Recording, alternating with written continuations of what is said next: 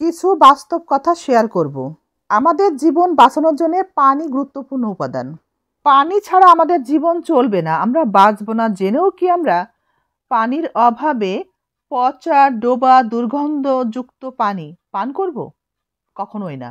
পানির অভাবে যদি আমরা মারাও যাই, তবু কি আমরা ওই দুর্গন্ধ ময়লাযুক্ত পানি পান করব? আমরা অপেক্ষা করব, আমরা খুঁজব কোথায় একটু ভালো পানির সন্ধান মেলে, তাই না? ঠিক বলেছি কিনা? ঠিক একইভাবে যখন আমরা মানসিকভাবে কষ্টে থাকি, মানসিকভাবে শান্তির জন্যে, তখন আমরা একটা জায়গা খুঁজি, একটা মানুষ খুঁজি। অবশ্যই সে ব্যাপারে আমরা সাবধান থাকব, যেন সেই ব্যক্তির কাছে শান্তি খুঁজতে গিয়ে, সেই জায়গাতে শান্তি খুঁজতে গিয়ে আমরা নিজেদের ক্ষতিগ্রস্ত না করি আরও বেশি।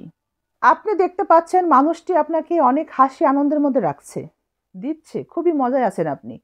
আপনি দেখছেন জায়গাতে আপনি খুব আনন্দ পাচ্ছেন কোন একটা জায়গাতে, কিন্তু যেখানে বেশি আনন্দ সেখানে আছে কিন্তু আমাদের জন্য ক্ষতির দিক লুকিয়ে থাকে, যা আমরা টের পাই না, কিন্তু পরবর্তীতে সেটা আমাদের মানসিক চাপের কারণ হয়। আপনি মানসিক চাপ মুক্ত থাকতে, মানসিক শান্তির জন্য কোথায় যাবেন? যেখানে গেলে দেখবেন আপনার বিপরীত ধর্মী মানুষ আছে, কিন্তু আপনি যেখানে যাচ্ছেন সেখানে আপনার শ্রেণীর লোক সবাই মানসিক চাপ মুক্ত হওয়ার জন্যই একত্রিত হচ্ছে, কিংবা মানসিক শান্তির জন্য সবাই ছুটে বেড়াচ্ছে।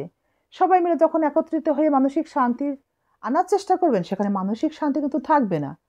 আপনাকে খুঁজতে হবে সেই পরিবেশ যেখানে আপনার বিপরীত কিছু পাওয়া যাবে, সেই পরিবেশের মানুষ যেখানে সেই মানুষগুলো অনেক সুখী, সত্যিকারের সুখী মানুষ, তাদের ভিতরে কোনো মানসিক চাপ নেই, তারা সত্যিই এই পৃথিবীতে শান্তিতে আছে।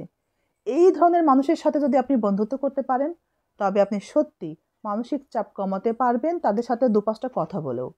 কিন্তু আপনি যদি বেছে নেন আপনার মতো মানুষ, সেও মানসিক চাপে আছে, আপনিও মানসিক চাপে আছে, দুজনের সাথে আলাপ করবেন, হাসি ঠাট্টা আনন্দ যাই করবেন, 1 ঘন্টা 2 ঘন্টা 5 ঘন্টা 2 দিন, 2 দিন পরে আপনি আবারও মানসিক চাপের মধ্যে চলে আসবেন, আরও বেশি চাপ সৃষ্টি করে আপনাকে দুর্বল করে দিবে। এই ধরনের ব্যক্তি হোক আর স্থানই হোক, জায়গায় হোক, যেটা আপনার শ্রেণীর মধ্যে পড়ে, সেখানে আপনি কখনোই সুখ পাবেন না। সময় দিন, আনন্দ করেন, যাই করেন না কেন, সেখানে আপনার জন্য সুখ নাই। আপনার সুখ কোথায় আছে? যেখানে গেলে আপনার সমস্যার সমাধান আপনি খুঁজে পাবেন।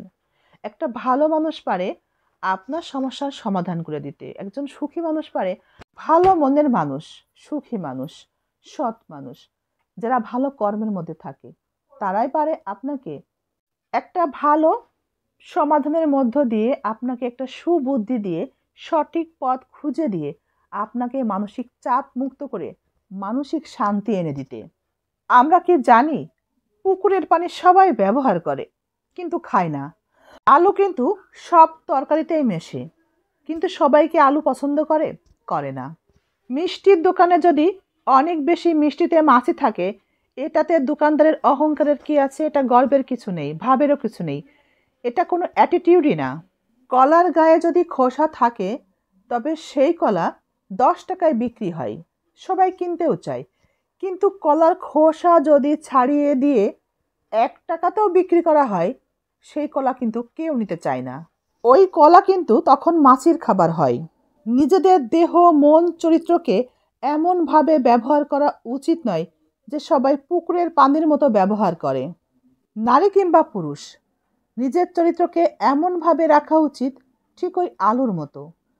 আলু সব তরকারিতেই খাটে, কিন্তু আলুকে অনেকেই পছন্দ করে না। আপনার চরিত্রও আপনি এমনভাবে রাখুন যেন আপনাকে সবাই পছন্দ করে, কিন্তু আলুর মতো যদি আপনি হয়ে থাকেন, তবে অনেকেই আপনাকে পছন্দই করবে না। নিজেদের চরিত্রকে, মনকে ওই মিষ্টির দোকানের মিষ্টির মতো তৈরি করা উচিত নয়। যেভাবে মাছি মিষ্টিকে খোঁচা মেরে চলে যায়, আপনাকেও কেউ না কেউ খোঁচা মেরে চলে যাবে। নারী পুরুষ সবাইকে আমি বলবো, আপনার চরিত্রকে, আপনার শরীরকে, মনকে আপনি কলার খোসার মতো খুলে রাখবেন না, যেন তা যে যার ইচ্ছা মতো ব্যবহার করে চলে যায়। এমনভাবে চললে আপনার অবস্থাও হবে ওই খোসা ছাড়ানো কলার মতো।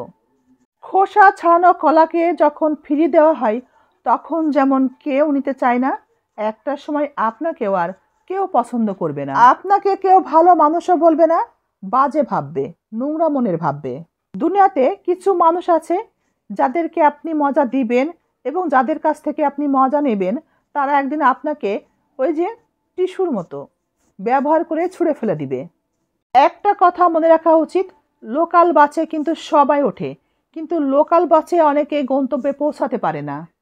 আজ যে আপনাকে খারাপ বানিয়ে আপনাকে ভালো বলবে, প্রশংসা করবে, কাল ওই ব্যক্তি আপনাকেই খারাপ বলবে সারা মানুষের কাছে এবং আপনার প্রশংসা করবে না, আপনাকে মন্দ বলবে, আপনার খারাপ দিক, আপনার চরিত্রের খারাপ বিষয়গুলো ছড়িয়ে দিবে। সে নিজেই খারাপ বলবে আপনাকে। সবার সাথে সে এটাই বলবে আপনার চরিত্র খারাপ। যে আপনাকে আজ খারাপ পথে নিয়ে যাবে, আপনাকে খারাপ বানাবে, সেই ব্যক্তি আপনাকে বলবে ওর চরিত্র ভালো না, ও খারাপ। একটা কথা মনে রাখবেন, আপনার অসহায়ের সুযোগ নিতে অনেকেই অপেক্ষা করে আছে। তারা তাদের স্বার্থে আপনাকে ব্যবহার করবে এবং তাদের স্বার্থ শেষ হলে তারা নিজেরাই আপনাকে ছুঁড়ে ফেলে দিবে, আপনাকে অপমানিত করবে।